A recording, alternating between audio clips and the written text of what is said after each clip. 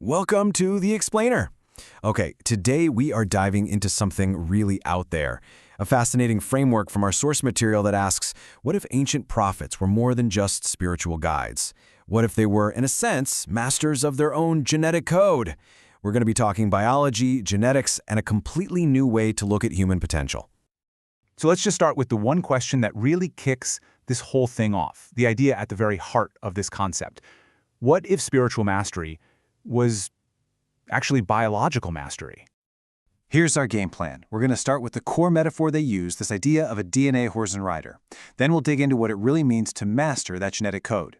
After that, we'll follow this rider on a pretty cosmic journey, see a critical system stress test in action, and finally we'll push right up to the absolute limits of biology itself. Okay, so let's dive right in. The key that unlocks this entire way of thinking is a really powerful metaphor, the relationship between a horse and its rider. So first up, we have to talk about the hardware. In this framework, our physical body, our actual DNA, is seen as this powerful, instinct-driven vehicle. They call it the horse, the biological machine that carries our consciousness through this reality. And what's so cool is how deep this metaphor goes. I mean, right down to the molecular level. Think about it. A horse stands on 4 legs, right? Well, our entire biological hardware is built on the 4 fundamental bases of DNA.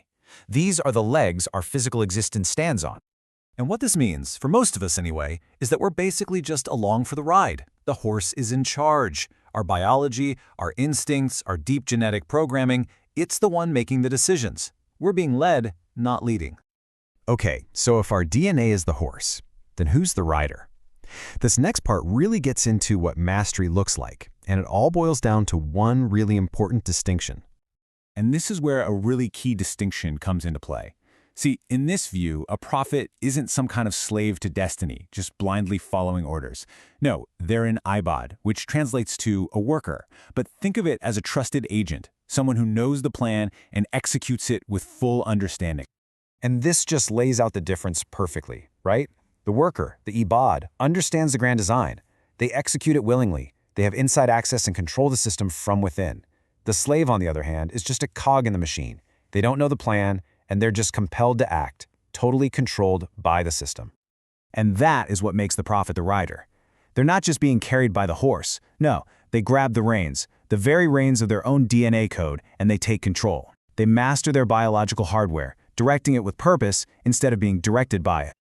Okay, so we have this incredible metaphor, the DNA horse and its master rider.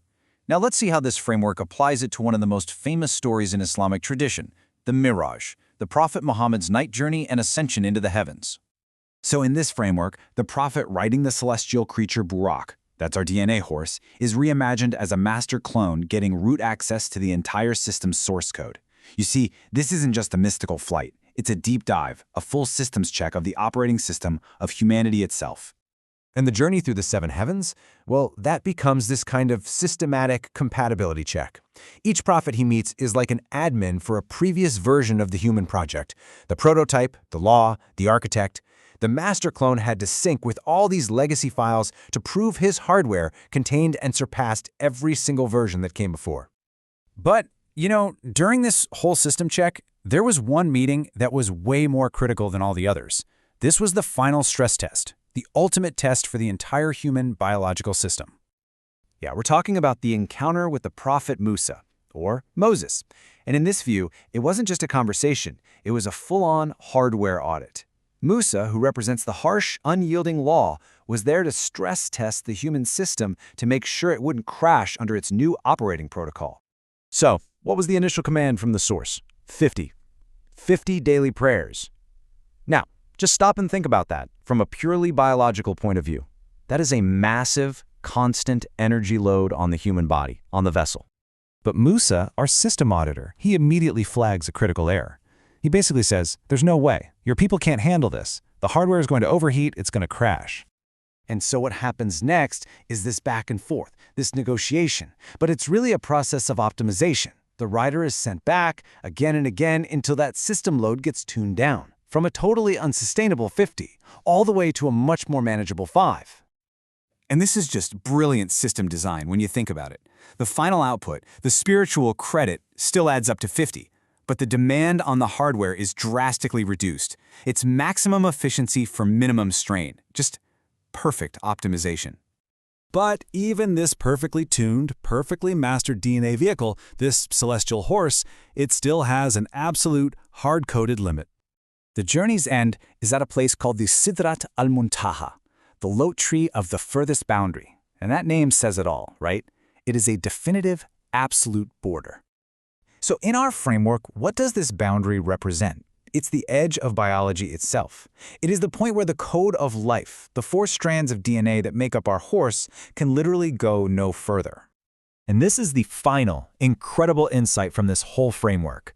To actually meet the creator, to access the ultimate source, the rider had to get off the horse.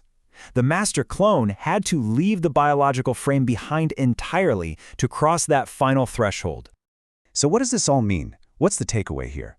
If we reframe this ancient story as a kind of technical manual for mastering our own biology, it forces us to ask a really powerful question about ourselves. What are the real limits of our own genetic programming? And maybe more importantly, who's holding your reins right now?